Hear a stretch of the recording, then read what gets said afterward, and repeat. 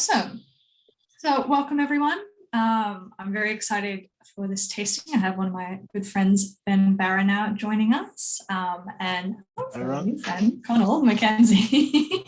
But yeah, so we're doing Ardnamurchan and Adelphi today. Ben is the importer and distributor for Australia, and Connal is the sales director and whiskey busybody for Adelphi. So I'm absolutely thrilled to have them here today. I won't talk too much. Obviously, you guys have the tasting notes. We always recommend if you've got 6 glasses, pour them all out, and you can go back to each one. But I'll let Connal take over, and Ben, if you want to interject, if there's anything exciting for Australia coming. But yeah, Connal, if you wanted to take it away and tell us a bit about Ardnamurchan.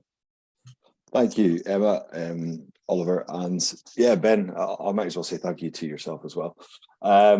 Listen, thank you very much, ladies and gents, for joining me on a Thursday evening. My name is Connal Mackenzie, and yeah, I'm sales director officially on my business card. That's what it would say. However, I do a little bit of everything at the company for both Ardnamurchan and Adelphi. Those things include blending Ardnamurchan products together and selecting the casks for Adelphi, and just pretty much every little bit of thing in between. It's a very varied role, and it includes getting to jump on planes and coming to see you guys in person. So I'm actually leaving a week today. I fly to Tokyo, and then at the end of that trip, I end up in Australia, which I cannot wait to get back to market. So I've got a small sort of slide show, if you will. There's nothing, don't worry, there's no text, it's very visual. Just to take you through what the whiskey looks like, what our distillery looks like, etc., etc. But yeah, thank you for joining. And if you do have any questions, please chuck them in the chat. These things go a lot better if there's sort of a bit of interaction, tasting notes, thoughts. Please, yeah, chuck them in the chat. So without further ado, we will. Hopefully this will work, and someone might be able to give me a thumbs up if it is working. Maybe. Is it working, Ben? Yeah, yes, it is. Yes. Yeah, the only thing I can't see now is the actual people, which is a bit weird, but never mind. So everyone can see my screen. We'll just begin. So this is Ardnamurchan. This is our site, built out in 2013 and started distilling in 2014. It's on the western highlands, so the very end of basically Scotland on the west. The next stop would literally be Canada if you kept going. We are out in the Ardnamurchan Peninsula, and we have been distilling there for now. We'll have whiskey in cask for 9 years this summer. So that's the site before it was built, and Loch Sunart right in front of you there, which overlooks to the Isle of Mull, so where Tobermory Distillery is. They're literally our neighbours across the water. I might as well say now, please do feel free to fire into Ardnamurchan's AD core release. That is our first dram of the evening, and yeah, please start getting your nose and into that, because that's our first dram of the night, and I'll take you through that in just a moment's time. So yeah, on the shores of Loch Sunart, it's a pretty beautiful spot. So this photo was taken in 2013, and shortly after that Christmas, we took this photo here. So the site itself hasn't changed much since then, apart from we've got a whole lot more warehousing on site. So first dram of the morning, of the night, of the evening would be our core release.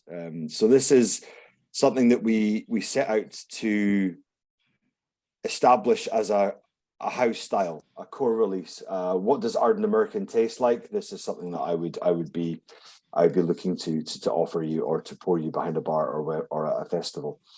This is something that Alex Bruce, our managing director, and myself sped up to the distillery in the middle of lockdown. We'll all remember that. And we basically locked ourselves in the warehouse for pretty much 2 weeks. We didn't really see the light of day. It was a long 2 weeks. Simply looking at as many casks as we possibly could each day before our palates and noses got fatigued, and pulled as many samples as we possibly could. Now, that might sound like an absolute dream. I can tell you the first couple of days was a novelty, but after you get past that first couple of days, it does become quite tiring. So we simply took, I think it was 280-ish samples in 10 CLs, and we set about blending, mixing different things together, reducing it at different strengths, etc., etc. There was at one point Ardnamurchan was going to be 50% ABV, and to be honest, that was what it was going to be. We wanted to, of course, keep to our what we do with Adelphi is we don't chill filter. We certainly don't add any color. We don't even have the facilities on site to do that, even if we wanted to. So it's just simply not possible for us. But for me, if you chill filter something, you strip the soul out of it. So for us, it was very much, we wanted that texture in the mid palate of the whiskey. And we settled on this recipe, and every other core release since, even the ones with the batch codes, the funny numbers that confuse the whole world, those are, it's the same recipe. So 35% ex sherry casks, which are Oloroso and PX, and 65% ex bourbon casks. We also, I'm just sorry, checking the chat to see if there's any tastings. No, we're good. We also, quite unusually, I think, since production started, we use peated malt and unpeated malt. So we do 6 months of each. So our peating levels are at 30 ppm. Give you a comparative, Ben Romick, maybe Springbank in style, in regards to peating levels. A lot of people ask me, what is our ppm at the final stage? So what's in your glass? Because obviously when you peat the barley at 30 ppm and it goes through the whole process, and by the time it's in your glass, it's not 30 ppm anymore. So I've actually just sent our cask strength, our single malt, off to a lab in Scotland called Tatlock and Thompson. It's where we get our spirit analysed, and they're going to come back to me with what is actually in the liquid in bottle form. It's just something I haven't got around to doing, but we sent the samples off last week, so I will have that answer to you by the time I get to Australia. So, which is exciting. I'll be curious. My guess would be about 10 to 12 ppm, which is similar to Springbank 10, if you will. So yeah, that's our core release. We settled on this 46.8. It just needed a nudge north of 46. That's the only reason why. There was no other reason for the 0.8. And Oloroso, Pedro Jimenez casks, and ex-bourbon barrels from Kentucky, mainly Old Forester, if you know that bourbon. We simply have a now very good relationship with Brown-Forman, and we have a very good, consistent supply of good, and we go direct there, and we don't go through a broker. So 25,000 bottle batches, I mean, that's no small size. I suppose it is compared to the bigger guys of the industry. But, you know, we're putting enough out there to hopefully stick. RRP in Australia, Ben, you need to chime in, but I can tell you it's £45 here, 45 to 48 pounds in the UK. 110 in Australia. 110 in Australia. So age statement, you'll see there isn't one.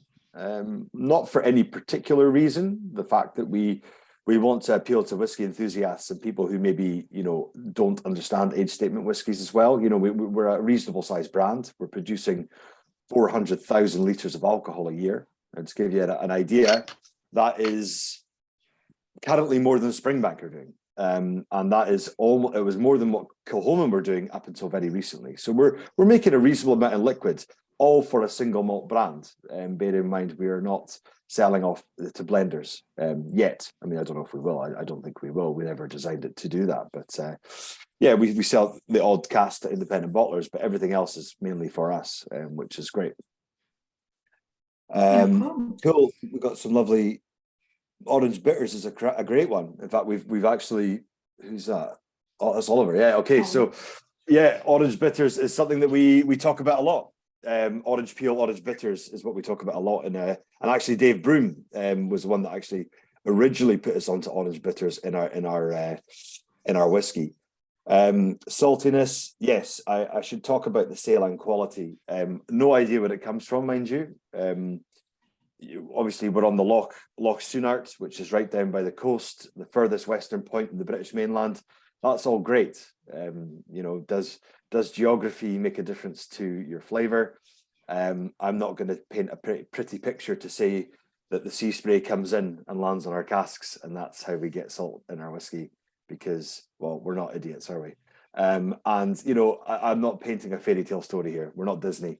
But something has to happen, and I don't know where that comes from. And that is to steal Bruichladdich bottle, black art.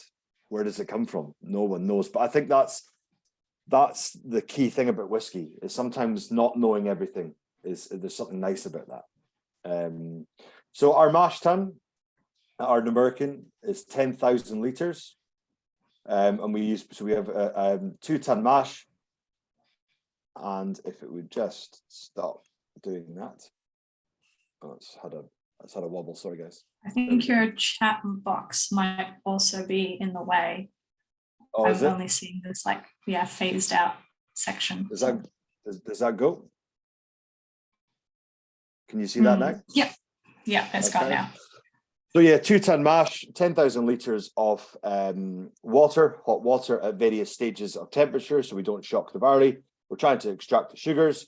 Don't worry, I'm not going to take you through Whiskey 101, guys, but if you do have any technical questions, I will do my best to answer them. We have 7 washbacks on site, 3 stainless steel, 4 wooden, for the only simple reason that when we were designing the distillery, we thought we only had room for 4, so we put in 4 wooden washbacks and realized before we put the roof on that there was space for another 3. Now, you can't just simply order a wooden washback that holds 20,000 litres on Amazon, or, it's just not as easy as that. Imagine if you could. Yeah, can I get another 3 20,000 litre washbacks, please? No, but stainless steel are pretty much easy to knock up, or we got them a lot quicker. So we simply just put in 3 stainless steel. A lot of people think, oh wow, they're experimenting with washbacks, and no, we're not. I wish I could say we were that clever, but we're not, and we haven't even got to the stage yet. We'll differentiate between the both. So currently, just now, we designed the distillery with 4 cognac vats. Those cognac vats are made of oak, which is very unusual.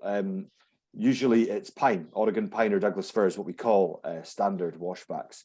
With oak washbacks, there is the theory that you could develop a secondary fermentation, malolactic fermentation, like in Chardonnay or winemaking, if you like. Does that happen? Maybe. I don't know. All I know is that oak washbacks are a nightmare. The reason why is that they move. The wood moves a lot easier. So being replaced to Douglas fir. We have 1 ex-cognac vat left. I believe we're in whiskey making terms, or single malt making terms, it's us and Chichibu, I believe, are the only ones, or certainly were the only ones to have oak washbacks. So I'm actually going to Chichibu next week, and I look forward to seeing their oak washbacks and seeing how it's working for Ichiro and the team up there. So yeah, that's pretty much the tun room. Up the stairs on the left there, we do have our own malt floor. So one day you will see malted barley from Ardnamurchan, and you will see Ardnamurchan peat as well. It's all there. It just needs to be commissioned, and we need a way to simply get the barley up to the malt floor. Once that's done, we can malt our own barley. We've got our own kiln. Everything's there. So that is probably one of the projects I'll get hit with at some stage in the next couple of years, even though I have no idea how to assemble or commission a malt floor, but it'll be fun and games. So when you say Ardnamurchan peat, when you say Ardnamurchan peat, do you mean peat from the region that you're based in? Yeah, from the area, exactly. Yeah. So our peated malt comes from, so our barley and peat, it comes malted already. So we use a supplier in Inverness called Baird's, which is where I am. I'm just outside Inverness now. I'm in a little town called Nairn. So we use Baird's malt, and we also use crisp. They do the peating, everything like Portell and maltings for Islay. We use a maltster. The change, if we started commissioning our own malt floor, the change would be that we would get the barley in and we would malt it ourselves. We would germinate it. We would steep it, germinate it, and then peat smoke it or dry it all on site. And we're talking about extremely small quantities here. We're talking about maybe 3 to 4 times a year, and sort of think about Springbank local barley size here, like really, really small. Springbank obviously do all their malting, they do everything themselves on site, and that's why we all love them. But it's just in regards to doing that on a 7-day a week basis is extremely labor intensive. So yeah, Drown whiskey number 1. I hope you all enjoyed it. What we talk about is texture. So it's all very well talking about a lovely nose, great palate, lovely finish, etc., etc. But what I would urge you to think about when you're tasting whiskey is texture. How does it hold in the mid palate? And I think that we've got, for something that's reasonably young, I think a reasonably good texture on there and good saline quality. So yeah, as I said, it's not a non-age statement whiskey. You can scan the code on the back. We disclose everything. So it's you can see all the casks that went into that batch, the cap points, the fermentation times. If you want to go down that rabbit hole into whiskey geekery 101, you can. Also, if you don't care, that's also cool. But we're giving you the option rather than plastering it all over the label. The whiskey that is in there is 5 and 6 years old. So as I said, we've been distilling since 2014, where we've got whiskey in cask from July, which will be 9 years old. So next year we have 10-year-old. We're in double digits. So that seems quite outrageous.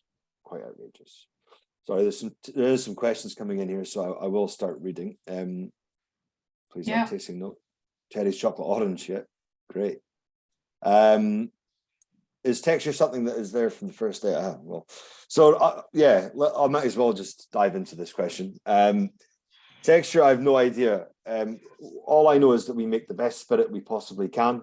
We buy the best casks that we possibly can, and we say goodnight to the cask and walk away from it. The only other thing that I would suggest that we do, it's not different necessarily, is that the water in Ardnamurchan is fantastically peaty, the water.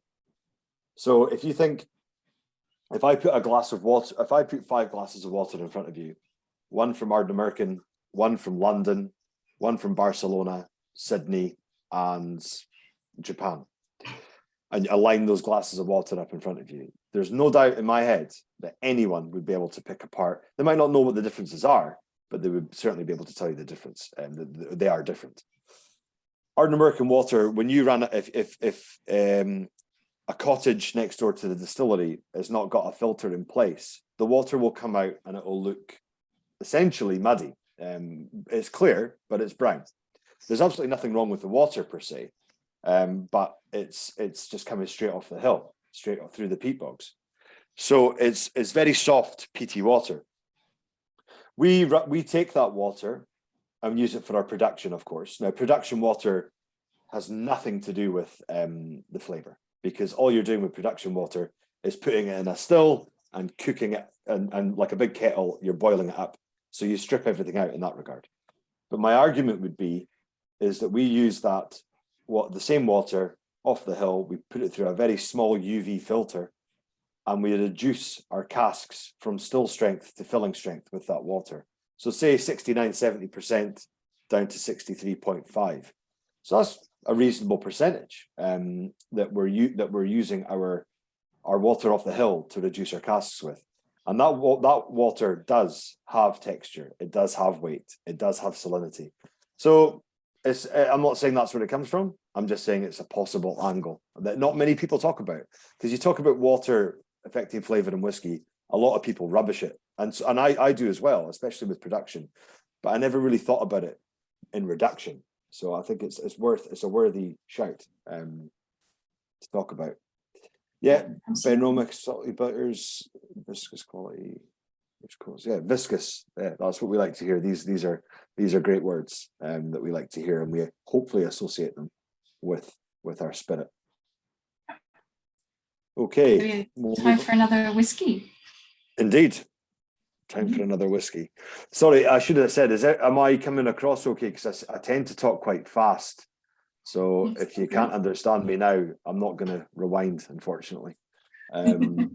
It is recorded and people can watch it back, but I think a lot of the guys are pretty used to a Scottish accent here. So yeah, I think for a Scotsman, I speak extremely good English. You know, I think I'm not too bad. But it could be worse. You could be from Glasgow and you can't understand you. So hopefully no one's from Glasgow in here tonight, because I usually put my foot in it. The reason why we're going to chop and change here is due to flavour and strength of alcohol. So the reason why we're going to an Adelphi and then back to an Ardnamurchan is simply through flavour. I hope you don't mind. Usually I would do Ardnamurchan and then Adelphi, but so this is our Fascadale. Fascadale has been a brand of Adelphi since 2007. Fascadale batch number 1 was a Talisker. I tasted it recently, and I can tell you right now, I tasted it, and do you know what it reminded me of? It reminded me of Ardnamurchan, and I tasted them side by side, and it was one of the nicest things I've done.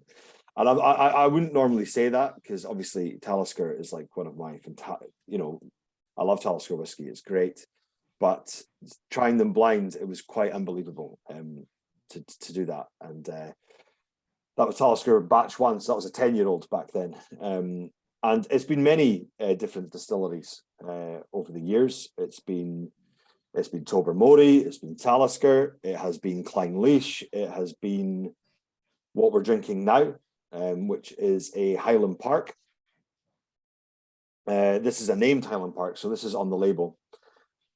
Everyone's asking me what is Fascadale, and quite rightly so. Why on earth would you know that? Adelphi back in 2008. So this is how long Alex was thinking about building a distillery on Ardnamurchan. Fascadale is an area in Ardnamurchan. So we launched back then a sort of a brand of what we call the Dales. So you've got Glenborodale, Fascadale, Liddesdale, and Loudel. These are all areas in and around the Ardnamurchan Peninsula. And the idea was, obviously, the conception of Ardnamurchan was there in 2008. But of course, we had no liquid from there. It was only an idea. So how do we put these place names on the map? How do we get them recognized? So out come the Dales. So Glenborodale was always a blended malt, usually from Speyside. Fascadale was always a sort of coastal style whiskey. Liddesdale was always Bunnahabhain. Don't ask me why. We obviously had too much Bunnahabhain back in the day. And it ranged anywhere from 10 to 25 years old or something ridiculous. I wish we were in those days now. And Loudel was always first fill sherry Speyside. The first batch of Loudel was a family-owned distillery in Speyside, which was, I think, 16 or 18 years old, and was outrageously good. And they've continued to be very good. It's also a great way of potentially using undisclosed stock, you know. So if we get casks that we're not allowed to name the distillery, we can use Fascadale and simply just call it Fascadale. We don't need to name Highland Park. I did put Highland Park on this because we were allowed to name it. I thought, well, why not? People know what Highland Park is. Again, wonderful distillery up on the island of Orkney. And yeah, 14 years old, all from a vatting of, I think, 4 or 5 refill Oloroso sherry hogsheads. Yes, this is reduced down to 46%, but still unchill filtered natural colour. Why is it 46%? Well, the Dales were always supposed to be a bit more accessible. When you're dealing in the single cask game as an independent bottler, you've got 2 to 3, and sometimes if you're lucky, if you're using a butt or a puncheon, you might get 500 bottles out of a cask. Now, if you're splitting that up around the world, that's not an awful lot of whiskey for everyone. So if we get parcels of casks that are 2, 3, 4, 5, 6 casks, and they're all of similar quality and age, and they blend well together, then we can do something like this. Reduce it down to 46%, and all of a sudden you've got 2,500 bottles for the world. So it was our way of getting a little bit more volume and the Adelphi name out there back in the day. So yeah, we're on batch. I think this is batch 10. Fascadale, 14 years old. Nice big age statement on the label there. And for me, classic from memory, and I hope you guys can help me. Classic Highland Park, and maybe a few years ago, dare I say, Highland Park. So I put Werther's original there. That honey heather milk chocolate, slightly hay-like peat smoke, earthy, was our tasting notes from when we did this as a team.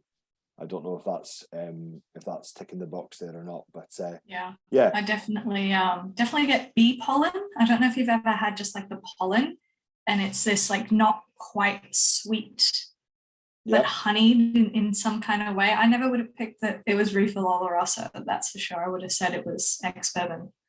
Bourbon casks, yeah. I think, well, I'll tell you, you're not actually, I know why you would have said that, because I haven't disclosed it. These were American oak Oloroso casks. So when you're dealing in sherry casks, you've got American oak and European oak. A lot of people think that if it's sherry, it must be Spanish or European oak. Well, that's not the case at all. American oak. So that's where you'll be getting those flavors from. So yeah, this is part of a parcel that we bought a long time ago. And yeah, look, for me, it was just a classic Highland Park in style.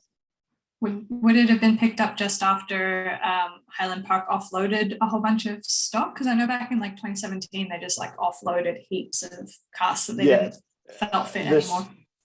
We got some of that as well, but I think this was slightly before, and we've just held on to it.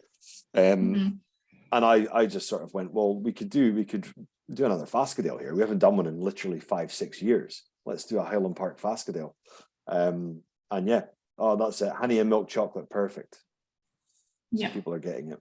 Yeah. Michael's getting the honey and apple, and I love Chris's after nosing the Fascadale and going back to the Ardnamurchan. He's getting more like smoky, fatty, camping barbecue bacon, which is just making me hungry, Chris. That's not fair.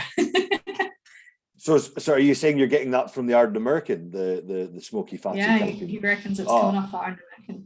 Yeah, I'll take that every day. That's music to my ears. So that's great. It's generally, when I say refill, I mean it's only been filled twice, or 3 times, including the originals. So it would have had, the way I refer to a first fill sherry cask is it's come wet from Jerez, so it's wet with sherry. New make spirit goes in that, and then if it's released, that would be a first fill sherry cask. Once we empty that whiskey out and refill it again, that's what I would call a refill cask. Generally speaking, 3 times. I've seen 4th fill as well. No, yes, it's a fresh refill, not a 43rd. I've not heard of a 43rd refill cask. Not yet, anyway. There is a famous Speyside. I interviewed the distiller years ago. He said they're experimenting with 8 refills. Wow. And yeah, that I'll leave it at that. I wonder who that could be. I've seen 4th fill. But I've never seen anything over 4, I don't think. Because after 4 times, you're needing to break that cask down, shave it, toast it, rechar it. I mean, the wood's not dead. There's nothing wrong with the cask. It's just it's not becoming a maturation vessel. It's becoming a holding vessel at that stage, I think. But generally speaking, even at Ardnamurchan, we started off the first year and a half, we did first fill casks, but since then Alex, he's good at thinking ahead, Alex. So he started putting in a rigorous refill program. So we were buying refill wood from 2015, and a good percentage, 15-20% of everything that we did was in refill wood. So refill bourbon and sherry. So we were getting great refill casks from Kilholman. We were getting great refill sherry casks from Adelphi. So everything that's Adelphi that we use, be it first fill or rum or whatever casks we get, that are good casks, they simply just go up. So think about all these, Klein Leashes and Springbanks and things like that we've done over the years. These have all got new make Ardnamurchan. Maybe that's already whiskey, So no, it's good. It's good. Can't wait for an IB to do a joke release and re-rack spirit into 30 casks for a minute. All these Is that a people waste casks. Is that a challenge or? Here, listen, we've already done a joke. You're about to try it as your last dram of the night. And what I would say is that please don't even put your nose, for the professionals in the room, Adam and Rael, don't nose that whiskey number 6, whatever you do. It'll ruin your nose for the rest of the night. So anyway, moving on. Oh, that's Fascadale. That is the area that we named that's after the whiskey. That is looking over to the island of Egg and Rum. Literally, the island is called Rum. There is they're making a distillery called Rum on Rum. Rum is spelled R-H-U-M, and the Isle of Egg, as you can see on the top of the hill there, it looks like an egg. That is simply why it's called Egg. We're very creative. Looks like the only telephone on, on the peninsula. And that is the only telephone box. Yeah, absolutely. Over to the right here, you can't see it, is the Coolins. So it's the back of the Isle of Skye. So we really are very close. But this is on the Ardnamurchan Peninsula here. So distillation, back onto Ardnamurchan again. We have one wash still, one spirit still, and we have 10,000 litres of wash into our wash still, get our low wines at about 20%, and then we use our spirit still, which is 6,000 spirit still, and we have a very long cat. So we take 3 hours to collect the heart of the spirit. It's unusually long, but what we're trying to do is extract the best quality that we can out of what we're doing. Because if we start taking risks or cutting corners at this stage, it's all for nothing. So what's the point of doing it, really? So simply our yield, if you like, so per ton of barley, we work on yield. So on the barley that we're on just now, which is Laureate, we will get around 410 litres of alcohol per ton of barley. That's very good. It's sometimes 405, it's sometimes 400.2, but we try to keep above 400 litres. We experiment with different types of barley as well. So for a month each year, since 2016, we have been using Golden Promise for a whole month of production. Golden Promise is an ancient barley varietal that we have been using, famously probably from Macallan, to be honest, back in the day, Macallan, not maybe now Macallan, but back in the day Macallan, when I had that extremely viscous, textured palate, worked really well in sherry casks, obviously, with being Macallan. We use Golden Promise for, a month every year. It creates a wonderfully oily new make spirit, and it's yield wise is terrible. So if you're thinking you're getting 410, 405 litres on normal barley, Laureate, that we use, we're getting about 380, 370 litres. That's quite a difference. I mean, it doesn't make much commercial sense, but we truly believe in the flavour that it will bring. Nothing has been released yet from Ardnamurchan, from Golden Promise, but we've got 5- and 6-year-old stuff now that is really looking quite smart. Any questions on distillation that's not going to completely bamboozle me? I get the feeling there's a few geeks in tonight, or sorry, I hate using the word geek. Enthusiasts is much better. But please do fire them in. Connal, do you have any idea what you're going to do with those Golden Promise releases? Well, the answer is no, because we're kind of just holding on to them a wee bit. They've been filled into, some are in ex-bourbon, but I would suggest the majority, and I do mean 95% of them, are in either old style bodega casks. So that's quite rare in itself. So when we talk about sherry casks, we talk about, and please feel free to move on to Ardnamurchan cask strength, by the way, while I chat through sherry casks. Most of the whole industry now, basically as a whole, our sherry cask production is through seasoned casks. So we're not, to get a bodega cask, what I mean by that is sherry that's been held there for 40, 50 years or whatever it may be, maybe longer. The problem with these casks is they created incredible inconsistency. So yes, they can produce some of the finest whiskey known to humanity, but they can also create some terrible things. And people always talk about the lovely stuff. They never talk about the bad stuff. So The reason why we use sherry, seasoned sherry casks, so our seasoned sherry casks hold sherry for 4 years. So that's quite long. Usually it's 2.5, 3. Ours are 4 years. And that's PX and Oloroso. It's consistency. But we do have now, we use 2 bodegas, one called Jimenez Spinola. If you ever get a chance to try their PX, I'm gonna put it out there. I think it's the best PX on earth. It's unbelievably good. I don't know if you can get it in Australia, but it's wonderful stuff. They only specialize in PX.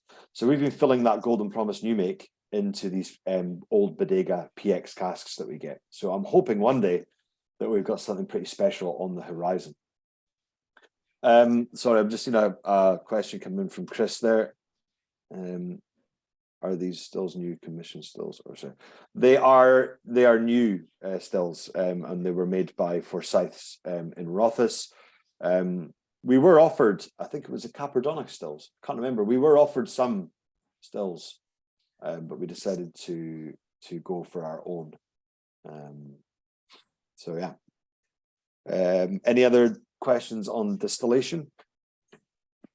Quick question, because obviously you guys have done blended stuff in the past. Do you have plans to do any grain spirit at Ardnamurchan as well, or is it, just single malt as far as the eye can see for now and in the business future? We're working on a project now, but not something that we're distilling ourselves. No, we wouldn't look at other grains yet. I mean, never say never, but I mean, we don't have I would love to just throw some rye through the distillery, but I mean, it would destroy it. We don't have a filter or anything, so there's no chance we could do it. But yeah, look, we're working on something now in regards to the blending category, but we're no, we wouldn't be able to put any other grain through, if you like. One other thing is, and I will get to the cask strength details in a minute. One other thing that we are open to is experiments. So like, this year we'll be doing a wee bit of yeast experiments. We'll be using some brewer's yeast.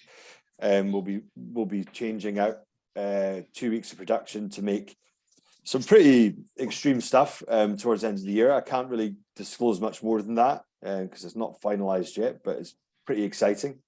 And we also do little side projects, like you may have heard of the Thompson brothers or Doric Distillery up in the Highlands.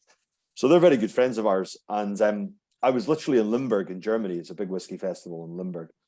And Phil Thompson and I were having a few beers, and usually things happen over a few beers. And we decided it would be a great idea to do a project called Blended at Birth.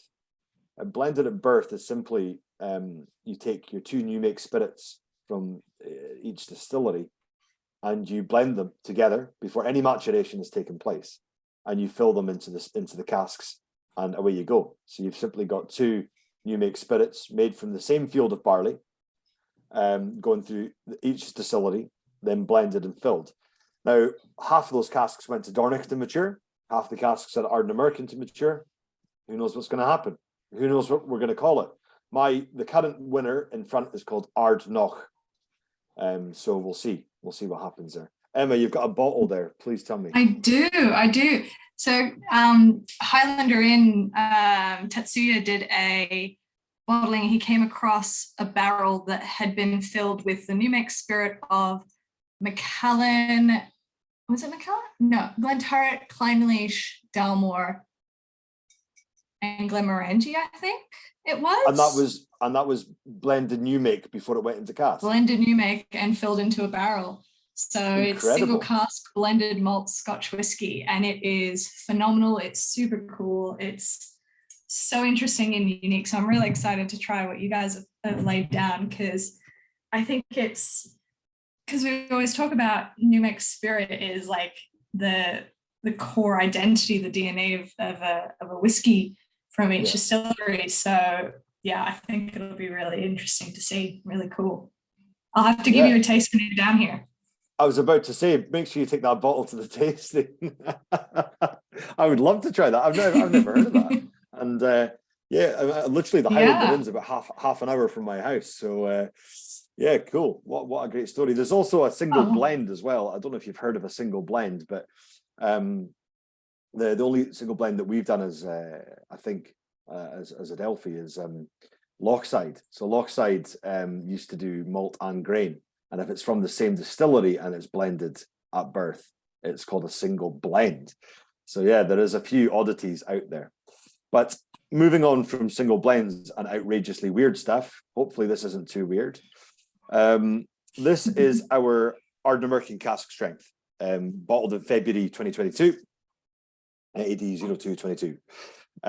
This was, I'm just going to outright take it because it was my idea. It was my idea. It was something that I wanted to hit 2022 with something new, something interesting, something fresh. We're about to do the same in 2023. So there is something coming out very soon. And I wanted to, Adelphi is known for cask strength whiskey. So why not get that straight on the market with Ardnamurchan? So we simply wanted to put something out there which was mainly ex-bourbon casks. So the spirit could really shine through, because we all know you can batter something to death with a sherry cask or an STR cask or whatever, and yes, it'll be tasty, but are you really getting much spirit through there? Open for discussion, not telling you, I'm just putting out for discussion. And also the same could be said with peated malt, to be honest. If you heavily peat something, it does disguise youth as well. So obviously we've got 94% peated malt in that blend makeup. Our peating levels are 30 ppm, and by the time they get into bottle, I would suggest under 15. So I don't think we're not hiding anything. I think it's pretty much Ardnamurchan in its birthday suit.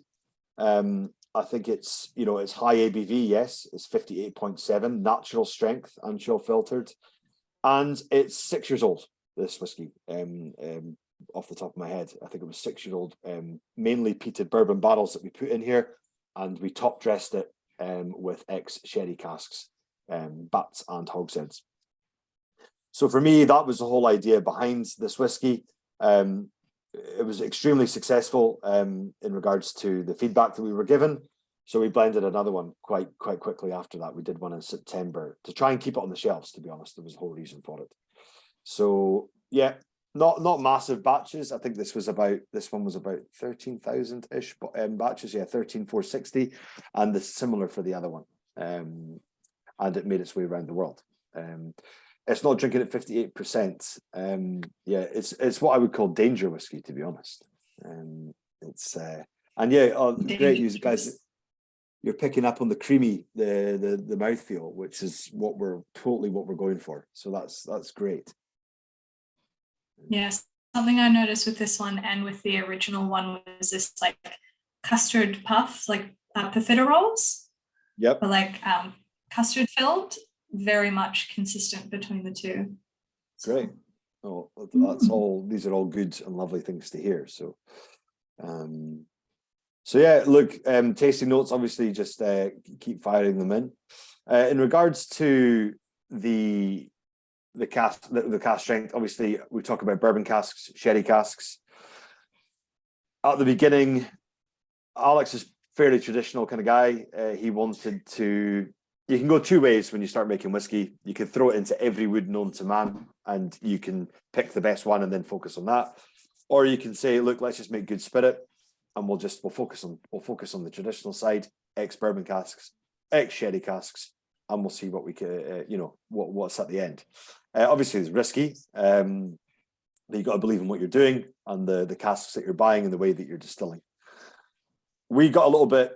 We obviously wanted to check how it was doing, so we filled a lot of what's called octaves, little sherry octaves, 50-litre casks, quite intense, quite aggressive, if you will, for maturation. And we released what we called spirit releases. So we called them the 2016, 17, 18, and 19 spirits. They were very small batch, 2,500 and then 5,000 bottles from each batch. So that sort of told us that our liquid was standing up in good casks. So we had nothing hopefully to worry about. Since then, so for the first 5 years, fairly traditional. We've got 14,500 casks lying at Ardnamurchan, all matured on site.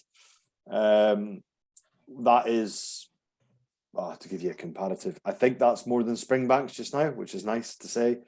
Or not so nice, because I like drinking Springbank too. Yeah, we've got 6 warehouses now.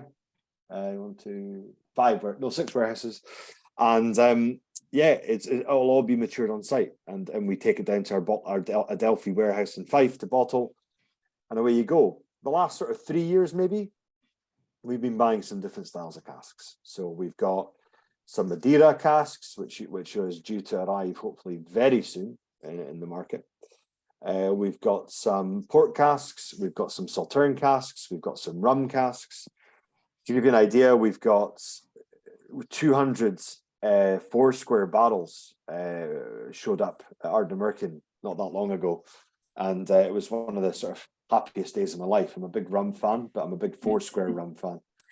And Richard Seal, who owns 4-square, is not the most how do I say this? He's not the he likes to keep things in house, and that's fine. There's not an awful lot of 4-square on the market these days. There was back in the day.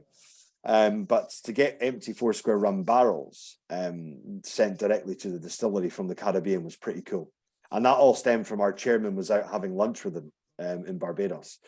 And I think it was quite a liquid lunch. And the next thing we knew, we had we had an order for 200 barrels coming directly to Ardnamurchan. So literally the day they arrived, I sped over to the distillery and opened them up to get, to get that smell. And they were just glorious casks. But I can tell you that they were not dry. They were very, very wet. So much so that everyone had a bottle of rum for Christmas. Let's put it that way. So it was great. It was really... We've also experimented with champagne casks, so ex-Chardonnay casks from a very small champagne house called Paul and Noir, which is right next door to Krug in Le Mesnil, if you know your champagne. And that is an annual release of about 2,500 to 3,000 bottles. And Australia does get an allocation, albeit, of course, it is very small. It needs to go around the world. How are we doing for questions, Emma? Are we? I think we are pretty good. Scott's asking, will Ardnamurchan go for batch variation with the cask strength or try and keep them similar? Are you going to kind of make the cask strength a core release to just do it like, this is how it came out this time? Yeah, I think it will be similar, as in we'll try and stick to the sort of same cask makeup, if you like, but I think it will change. There will be other cask strength releases in the future, so it's not just going to be, this will be our bourbon forward PT style cask strength, but the cask strength will take on other guises in the near future. In fact, it will take on new guises this year, is what I'm leading to. Something maybe more sherry forward as well. Have I said too much? Yes, of course I have, because I always do. But we've literally just blended that, so yeah, that'll be coming up very soon. Yeah, amazing. Chris has another one as well. Are there any casks that you notice haven't worked with your spirit? Like obviously red wine casks can be quite overpowering and hit or miss for a lot of brands. Are there ones that you guys absolutely? Yeah, we haven't touched the red wine cask, not for any particular reason. Just I think it's down to preference, to be honest. We like fortified things, so things that have been fortified. So yeah, ports, Madeira, Marsala. We're about to do Marsala. We have experimented obviously with Paul and Noir. That's obviously a wine. It's a white wine, but and I think you've just got to be careful. I think when you're looking at wine, whether it's white wine or red wine, you just need a lot more time to monitor those casks, because it's a slippery slope if it goes too far. And so we've decided to stay away from them. I'm not saying we'll never not use a red wine cask. I'm just saying that just now we're quite happy with status quo. We have, for a bit of a laugh, we ordered 12 tequila casks. Got no idea what's going to happen there. And hopefully when I'm in Japan next month, I'm hoping, and fingers crossed, please cross your fingers for me, I want to see a Mizunara matured Ardnamurchan. So I'm hoping to buy some Mizunara casks when I'm in Japan next week. I really hope we can do that, get that over the line. Yeah, that'd be cool. I hear that they're real tough to work with though, so good luck with that venture. Yeah, look, I'm not holding out hope, but you can, hopefully if I can get enough whiskey down people's faces, they'll agree to it. Fair enough. Shall we move on to one I'm Yes, actually we should. super curious about, the Sanderbud. And Yeah. tell us a little bit about the Sanderbud, and then I have a question about the Brisbane. Cool. Yes. So the Sanderbud, sorry, as you can see there from the one warehouse in the previous picture, we now have 3 here and another 2 at the back that you can't see in that photo. So we have got a little bit bigger over time.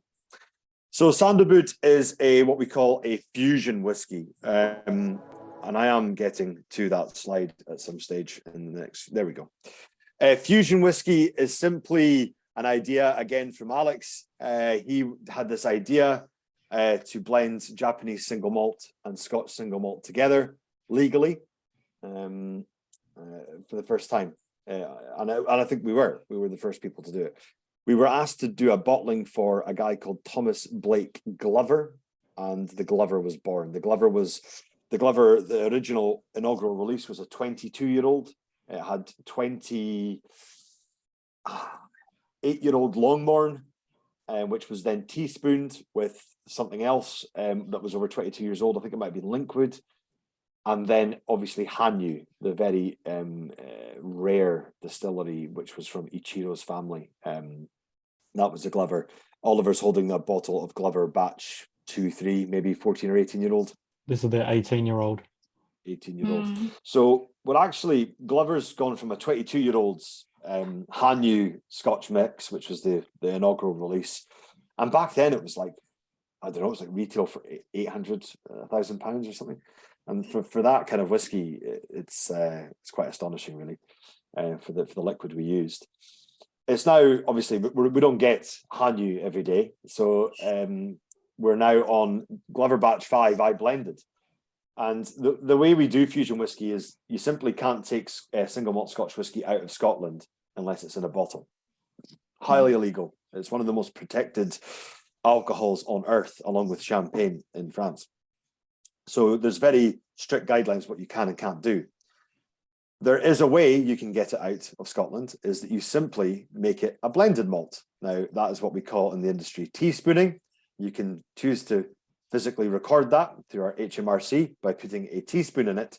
I feel that's a bit of a waste, so I usually put a couple of bottles in the cask for good measure. But the Glover Batch 5 is Chichibu and Ardnamurchan. That was the first one I physically took down. Now, we can't blend it in Scotland, and we can't call it Scotch.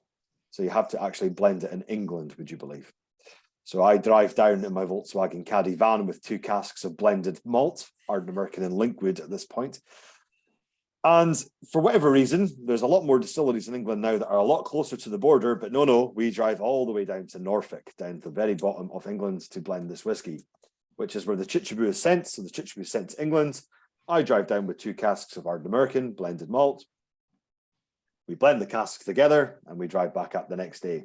Make sure we go round enough roundabouts to make sure that all sloshes together. And you have a beautiful Ardnamurchan Chichibu blended malt, which we can't call Scotch and we can't make it sound Scottish. And we always, with every country that we have blended with, Australia being one, which we'll get to in a second, we have blended with India, with Amrut Distillery. We have blended with Zidam in the Netherlands. We blended with Australia, which was the Star Word. And we have now blended with what's in your glass right now, Sweden, High Coast Distillery. And if you haven't explored High Coast Distillery, I highly recommend you do. They're doing some incredible whiskey out there. High Coast used to be called Box Distillery. It was an old box factory in the north of Sweden. Box, they are not allowed to call it Box anymore because this has been recorded. I better not say anything. But anyway, there was a lawsuit, and very unfortunate lawsuit, that they had to change their name, which I don't believe they. Yeah, there was a lawsuit from guys who have something to do with directions in their name and box. Yeah, if you're up hiking in the hills, you would look at this device to tell you where you're going. Anyway, it's a bittersweet, obviously, discussion, which it's nothing to do with me, but I think they're producing great whiskey, some of the best European whiskey, hands down, and in my opinion, the best Swedish whiskey. But we managed to get some casks of theirs, and this was born. So it's an Ardnamurchan High Coast fusion. It's 2 casks of each, yielding just over 1,100 bottles. Natural cask strength 58.9, and there's a lot going on. There's a lot going on in this dram. Is it balanced? Probably not. I don't think we were looking for balance. We were looking for something that highlighted both distilleries, but it's not for the faint-hearted. So we named it the Sandalwood, which was named after a chap called Colin Campbell, who was a Scotsman that went to Sweden, he did some wonderful things in Sweden. We always try and name. So we took the idea from Glover. Thomas Blake Glover was a Scotsman that went to Japan, founded companies like Kirin Lager, Mitsubishi, etc., and we've kind of just adopted that, looking for famous Scottish people who have gone to countries and highlighted what they have done. The Winter Queen was named after Queen Elizabeth Stuart, who went to The Hague in the Netherlands and basically stopped the war. You know, she was Scottish and she went over there. So, yeah, the Brisbane. Please ask away. I wasn't involved in the Brisbane, so let's have a look to see if I can answer that. Well, it was more to do with, is there another Brisbane coming with potentially another distillery outside of Starward? So I know that like all of the batches have been super interesting. I got to try the Glengarry and Hanyu Glover blend. But yeah, obviously Starward is a massive distillery here in Australia, but we've got small guys cropping up. Well, I say small, they're getting bigger. Cropping up all the time. Is that something maybe your trip? Yeah, the answer is never say never. We may be working on something. It's not 100% finalized, but we are in discussions with various distillers around the country, and we'll see what may. I'm being very obtuse here. I'm sorry, but there's nothing I can really confirm or deny yet. But we're always looking at international whiskies. Is something that we're doing quite a lot of these days. We are about to release an Adelphi single cask Chichibu, so that's happening. You know, sorry, Ben. We're also we released a single cask Starward not that long ago from the old distillery. That was the excess stuff from the Brisbane. We asked permission. They said, yeah, crack on.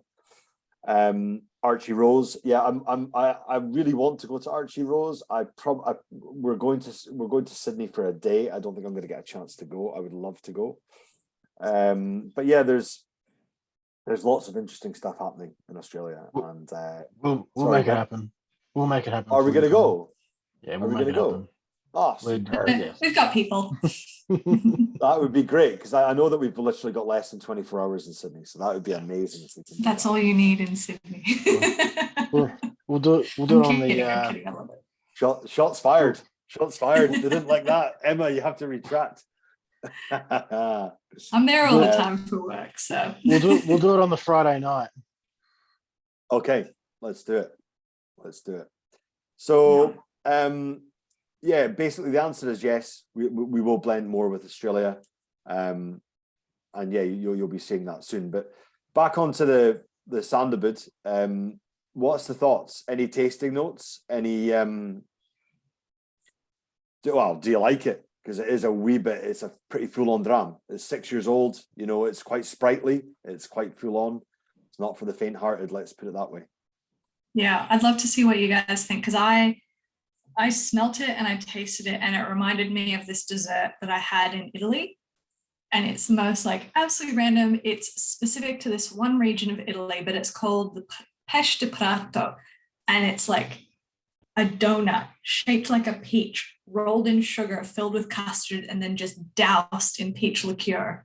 And this smells and it's kind of decadent. It's kind of amazing. But it's got where did you find this? Sorry. So it's in a town called Prato, just outside of Florence. So it's like 20 minutes outside of Florence. It's a beautiful city. And there was like this patisserie shop, and every morning I would get up and I'd have my strawberry custard tart.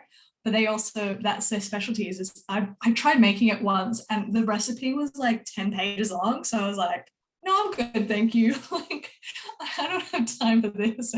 So yeah, it's that doughy, like for that slight alcohol burn that you get with a lot of those like Italian liqueurs that are meant to be put in coffee, really. But that sugar on the outside and the custard on the inside, it's super unique. And I haven't had a high coast whiskey in quite a while, so it's nice to kind of feel that come through again. Nice. But yeah, Ollie's just got burnt butter, and Chris got smoked fish, bonito flakes. Oh, cool. I love that. Bonito flakes and Dr. Pepper. Yeah, I love it. Wow. They're great. They're great tasting notes and very reminiscent of what we've got here, Lapsang. So yeah, obviously we have a bit of fun with tasting notes. We simply, well, if we've got time, we'll basically meet up somewhere. All of us, I say all of us, the sales and marketing and blending team. So Alex, myself, Jenny Carlson, Graham Mackay, and Antonia Bruce. We will meet up and go through every sample, Adelphi and Ardnamurchan, do the tasting notes. We like to have a bit of fun, maybe not as much fun as the SMWS. They seem to have a lot of fun. But yeah, we don't take ourselves too seriously in that regard. And just interestingly enough, that's the cask makeup there. So 2015 Hoggies, American oak and Spanish oak, all also in PX, and then ex-bourbon barrels from High Coast as old as 2012. So obviously we have to disclose the youngest age. But yeah, I think there's a lot going on there for something pretty unique. And the first time it's ever been done. So this is the first time you'll ever drink a Swedish, or first time it's been done, a Swedish single malt and a Scotch single malt blended together. Yeah. Does anyone have any other questions on fusion whiskey? No. No, I think we can. I think everyone's excited for the Bonhaven, to be honest. Yeah. So the Buna. So this, we couldn't turn this cask down. There was a small parcel of them came. I knew if we didn't buy them, someone else would. And I didn't have much time to think about it, so we had to say yes. There's not every day you get offered and I don't have the exact year, but I know that these Gordas, and I mean Gorda, like this is the largest cask you're legally allowed to mature Scotch whiskey in. Not a puncheon, it's not a butt, a Gorda. 700 litres was this cask. So what I mean by that is this is what we called old bodega casks. So this cask would have held sherry. I don't have a year. All I know is it's 40 plus years this contained sherry in it before it was filled with Bunnahabhain new make back in 1998. So that's already, you've got history there. You're drinking incredible liquid history and stuff that we'll never see again. I mean, in the independent bottling world, Adelphi get offered and we could get them access to a reasonable amount of casks. Sure. Not as many as we used to have, of course, because those days are gone, where you could just get, parcels and parcels of Clynelish. That just doesn't happen anymore.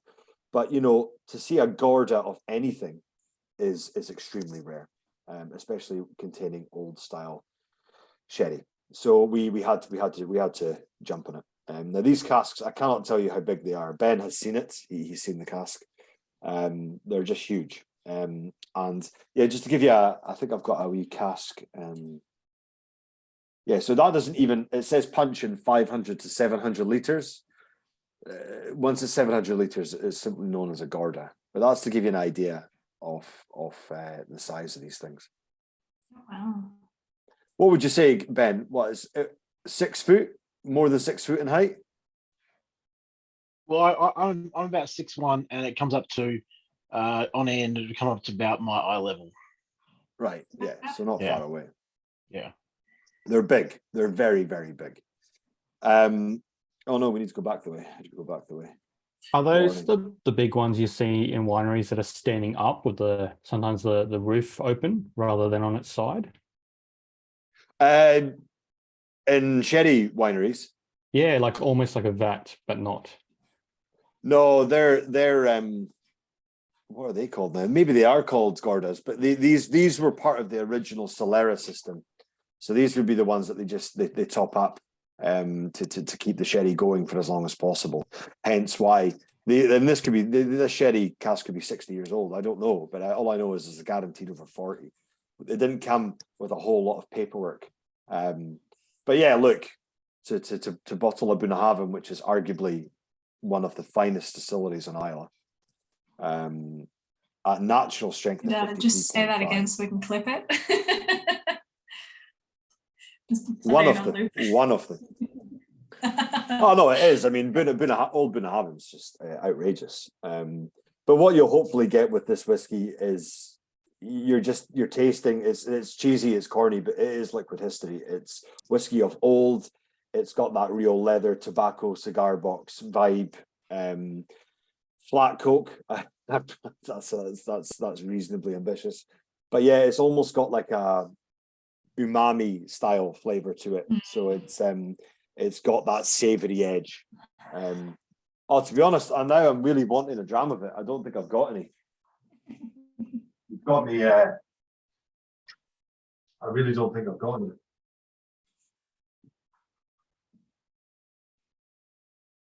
Yeah, I'd love to hear everyone else's tasting notes, because this is bonkers. I don't know if anyone's ever had Induja, which is like a spreadable salami. It's got that, but then it's got like seaweed, like just dried seaweed. Like it's so bizarre. So this was fully matured the whole 23 years in the Gorda, yeah? Yeah, and I think that the key thing here is refill Gorda. I think if you put that into a first fill sherry, anything fresh, you're gonna lose alcohol and you're gonna lose distillate over that length of time. I would agree. Someone say they don't make whiskey like this anymore. Yeah, I think you're right. I think, well, I don't know what pinpoints whiskey of that era. I mean, this is 98, so it's not that long ago, I feel like it's 20 years more than. But it's not that long ago, 1998, okay? But yeah, look, I don't know. All I can compare is, what is Ardnamurchan going to look like in 20 years' time? I have no idea. It excites me. I can't wait to see. We're keeping back old stock, obviously, as we move on from vintage to vintage. We've got 2014 reasonable stock off, 2015 good stock off on sherry and bourbon and refill. So who knows? If we can get within even punching distance of something like this, I would be a very happy person. But who knows? Who knows? Connal, is it okay? Is it okay to let everyone know that we refilled this Gorda? Yeah. Let everyone know now, haven't you? Well, you've kind of let them know, haven't you? Well, we didn't say what with, did we? Well, true, yeah. So basically, once we got the whiskey out of this cask, it was still, I mean, as you can see for a refill, the Bunnahabhain colour was still great. The cask itself wasn't in great nick, from the outside. It needed to be filled. There was reasonably leaky, if you like, and we needed to recuperate a wee bit. But once we got it into that stage, every couple of years we do something called a sort of an agents weekend. So we invite our people who represent us and support us and import us from around the world. So from Australia to New Zealand, through to America, Canada, you name it. And we decided it'd be a good idea to use this Gorda to fill with Ardnamurchan new make. So it is now sitting in warehouse 3, and it can't be moved, because if it'll move, it'll leak probably. But it is now do not touch. We all signed the cask, and it's gone in for the long sleep. So we will not see that whiskey for a wee while, but I cannot wait to see it. Are you guys doing anything? Because I believe as well, Adelphi was set up in 1993. So you guys have a 30th birthday coming up soon, don't you? We are 30 this year, yeah, which is in whiskey terms still very adolescent. Very young. We are very young, but we started at the same time as Douglas Lang, Hunter Lang, Signatory Vintage. We were of that era. We're not quite Gordon and MacPhail and Cadenheads, unfortunately, but 30 years as an independent bottler is a reasonably long time, especially when you consider there's a lot of new independent bottlers on the scene now, which is great, but also annoying, because we don't get as many casks as we would like. So but they're doing wonderful things in their own right. But 30 years is a long time. So we've got some exciting things coming up this year. Yeah. We've got some cool things I will we've been say sitting on. I will say as well, before we move on to the next one, Chris had a question about the fusion bottlings that I kind of actually wanted to get back to. Bourbon and Scotch. Have you done an American one? Is there loopholes that are required? Because I know that the Americans are even more bonkers about their So laws. I'm desperate to bottle a US bourbon under Adelphi. I've come very close, so close that we had selected casks, and then that distillery was bought by Diageo, so I haven't heard back from them. Going by the name of Balcones, but yes, I want to do my market is America, the USA, so I'm going out there like in a couple of months' time. So I'm hoping to establish some relationships. I also want to bottle some single malt from America. Would I do a fusion of bourbon and single malt? I'm unsure. I think I would probably do more single malt and single malt. So single malt from America, single malt from Scotch, and see how that goes. But the answer is absolutely. I also want to do something with Ireland, and I don't know if I've been asked, but I don't know if it's the wisest idea just now to do something with England. Can you imagine the uproar of blending Scotch whiskey and English whiskey together? That would be an absolute treat. We should do it just before the second referendum happens and see, that we'd make our money that way. It would be a secondary peace in the Middle East kind of situation, peace between the Scots. Yeah, well, look, it's to be honest, it's funny because it gets this sort of like we're total enemies in that, which is totally untrue. But it would raise a lot of eyebrows to do a Scotch-English fusion. Let's put it that way. Well, Australian whiskey modern distilling is 30 years last year. So if you team up with Lark, being ex-Brisbane. It's not a bad, that is not a bad idea. I'm actually randomly, well, actually, I can tell you. Can I tell you? We'll put enough drinks into you when you're in Sydney. I know I can tell you. No, I can tell you because I think it's reasonably well discussed. We're gonna be blending our next fusion whiskey on the 29th of February. So in 3 weeks' time, we're going over to New Zealand, and we're blending with Cardrona Distillery. So we're gonna have a look at doing that. We're gonna do it on site. Our cask samples are already over. We're gonna have a look in the warehouses and see what we can come up with. On a leap year day as well. What's that? On a leap year day as well, the 29th? Yeah, exactly. Is it 28th? I don't know. Oh, okay. But it's at the end of February. I've got that's randomly that night we're having dinner with Bill. He's on a motorbike tour of New Zealand, so I might be able to plow him full of wine and see what happens. I might try and get a cask out of him if I can afford it. Yeah. So there you go. Oh, that's a very good idea, actually. Any other questions on the Bunnahabhain or Adelphi before we move on to the last whiskey of the night, which you're probably not going to thank me for? I'm even afraid to put it in my glass. I'm telling you right now, this is why that warning sign is there. Right. So this is for people who, I don't know, people who can maybe understand. It's a perfect single cask whiskey. It's a whiskey that we bottled for a very good reason, because it highlights how a cask can completely change a spirit. Now, to give you an idea, read the tasting notes, okay? These are real. We had a lot of fun with these ones. And every single thing is right. I particularly love hidden fridge cheese. When you usually Christmas time, where you've done your best to eat all the cheese, but you go back somewhere mid-January and you're like, what is that smell? And it's just the hidden fridge cheese. It'll always get you. Yeah. When you forgot you left a wheel of camembert in there. Exactly. It's always the camembert. It's always the camembert. But yeah, so basically this is a 6-year-old. It is an Ardnamurchan. I haven't called it Ardnamurchan because it's called Ardnagurchan. Now I can't take credit for that pun. The Ardnagurchan was thought of, and I tell you, you've got this guest coming on the whiskey list in a couple of weeks' time. Or Mr. Angus McRail was in our warehouses like a kid in a sweetie shop last year. I gave him the bung extractor, which is the thing we open casks with, and the Valinch, and I said, go and play. And he did.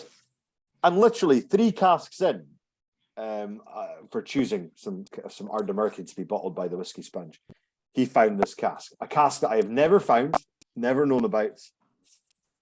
And I know where the hotspots are now in the distillery.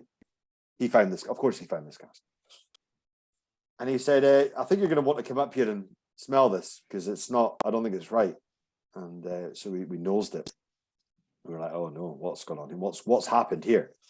So we got it into a glass, and we were nosing it forever. And over time, it will develop into something even weirder. For me, in that warehouse, I distinctly remember dates, hamon, Iberico ham, and Manuka honey, along with weird pickle juiced stuff. Off sort of Pinot, sort of sherry notes, like sherry vinegar. So what do we do with this? I mean, Angus wanted to buy it there and then. I said, absolutely not. What do we do with it? And the best thing to do with it is to put it in an Adelphi bottle, warn people that it literally tastes like picklebacks. There you go. Thank you, Oliver. Pickleback is another tasting note. Call it the Ardnamurchan and pre-warn every single importer that imports it. For example, the Taiwanese didn't get it. All right, I told them, and they opened the bottle in the tasting, and they were like, "What are you doing to us? You're killing us here." And I was like, "Guys, it's a bit of fun of how whiskey can go in a different direction." So for me, this is an ideal whiskey to do in a tasting. Maybe not necessarily to have on the back bar, but it certainly sparks conversation. So, and it's great for tasting notes. So please crack on, have a go. You're not going to offend me. We've literally put silage shot out from the back of a tractor. I mean, we're not mucking about here. You know what? I actually like it. It's got this like fava bean thing to it. And I don't want to sound all, Hannibal Lecter. But like, I went to like a fancy vegan restaurant and it was like fava bean salad. I'm like, man, it reminds me of that and yeah, like camembert rind, and I'm kind of weirdly into it because I hate pickles as well. I hate pickles, and especially pickled onion. PTSD from pickled onion. But this is like so much like, I don't know, softer. What's everyone else's take on it? Because my palate could be askew. I think it's better on the palate. Yeah, definitely. The nose, I've definitely got that smelly feet. I've sat at whiskey bars that got a bottle of this and just watched the reactions of people that have tried it, and it's so interesting because it absolutely splits the whiskey crowd down the middle. You get people like loving it, and other people like, as you said, Connal, like, what the hell are you doing? I think the bottom line is, sorry, carry on, but. No, it all comes down to explaining that this is not what Ardnamurchan is. This is a rarity. Yeah, and I think a lot of people in the industry came up to me after we did this and said, like, that took some guts to put that out onto the market. And we were like, well, look, to be honest, it's whiskey's serious enough, but really whiskey's fun, and to put something out like that is, it's a single cask around the world. It's not, no one's getting, I'm not bottling this as a statement to say that this is going to be something going forward. It's thankfully the only cask we've got. I didn't feel it was going to improve with time. So I thought, just get it into glass and, just, there you go. There, look at Chris with those wet boot. Love it. Carpet beer, they're getting nicked. I'm taking a photo of that. Carpet beer, I love that. I agree with Michael as well. Like a fermented vegetable that's been sitting in the sun. Like if you could have like white kimchi, like kimchi without the spice, it's got that like fermented cabbage kind of thing. And Scott's enjoying the salty old cheese.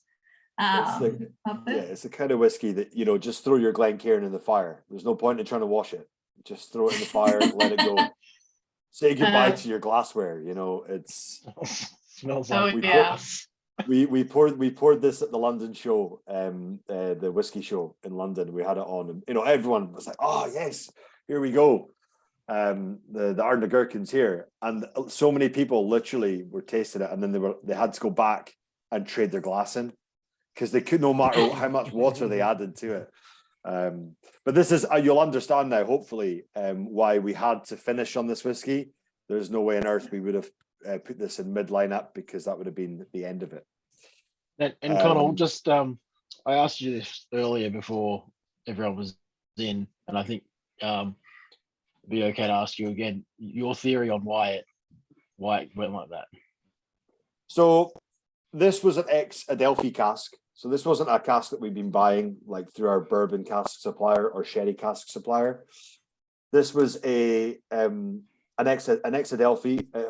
I'm not throwing Glenmurray under the bus here. It's an ex-Glenmurray cask, but it's nothing to do with the Glenmurray. It's to do with the fact that that cask was then, I believe, left out in the rain for a long time, or maybe longer than what maybe it was bang up so that it was open and water has got in there, reacted with the previous incumbent of the cask, and it's simply gone off. It's turned to vinegar. And we have then gone, and we've got a pretty rigorous process. We knows every cask, well, clearly not. We knows every cask at Ardnamurchan, and for whatever reason, this one slipped through the net. And I'm glad to report, as I've said, it's the only one we found. But I think that's my theory. Whether it's true or not, I've got no idea.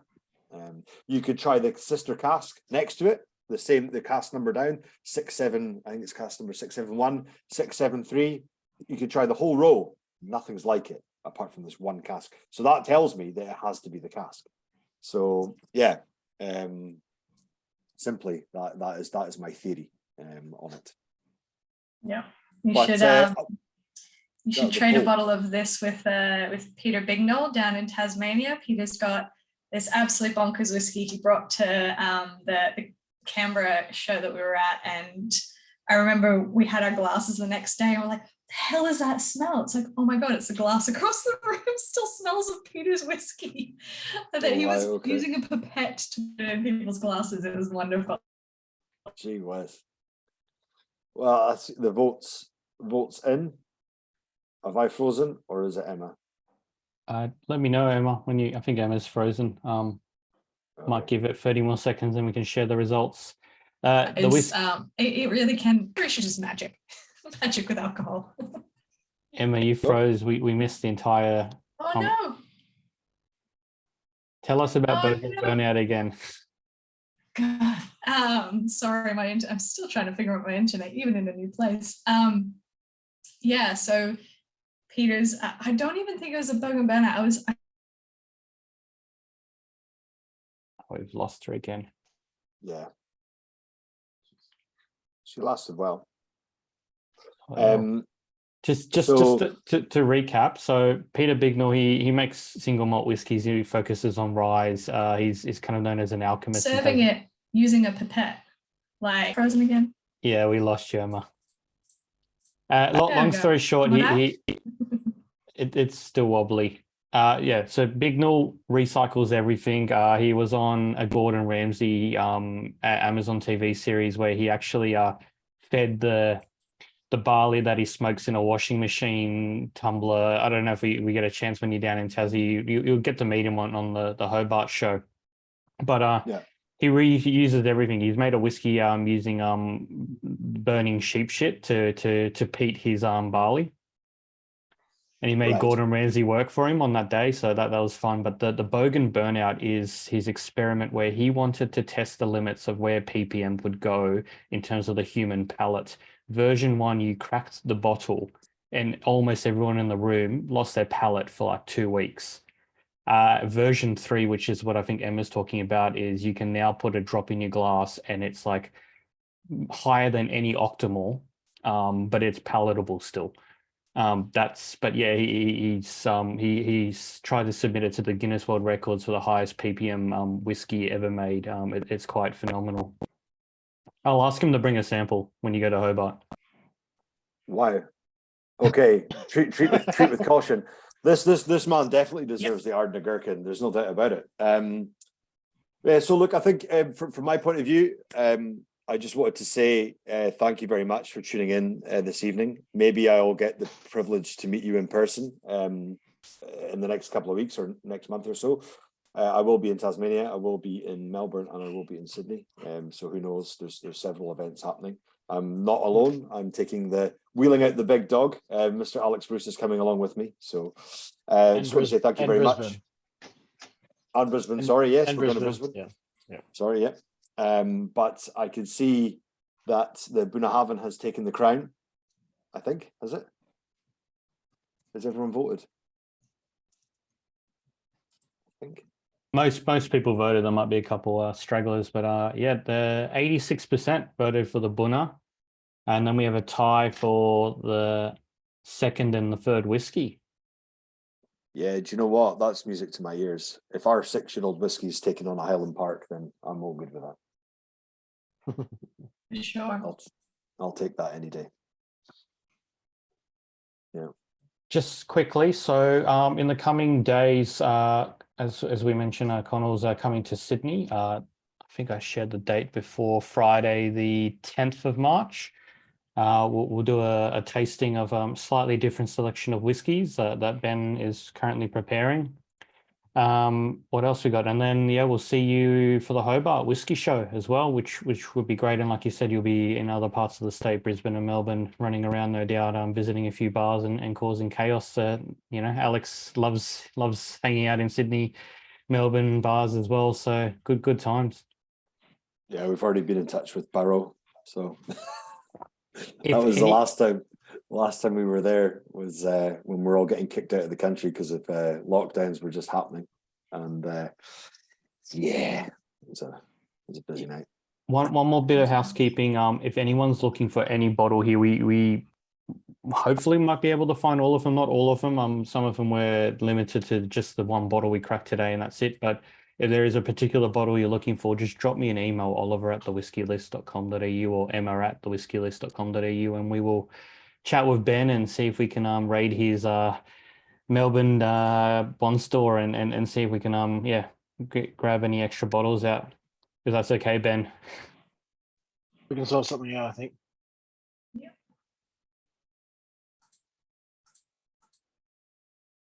Perfect. Oh, good. Great. Hopefully Well, listen, my net yeah. is all back and working again and you can hear me. Yeah.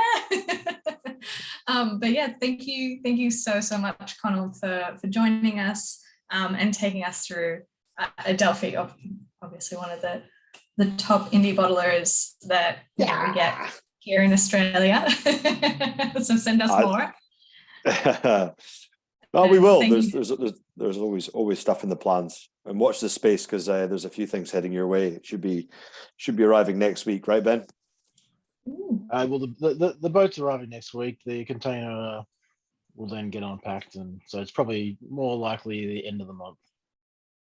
Yes. Just in time for our visit. Nothing ever moves that quick. Exactly. Just in time. Just in time.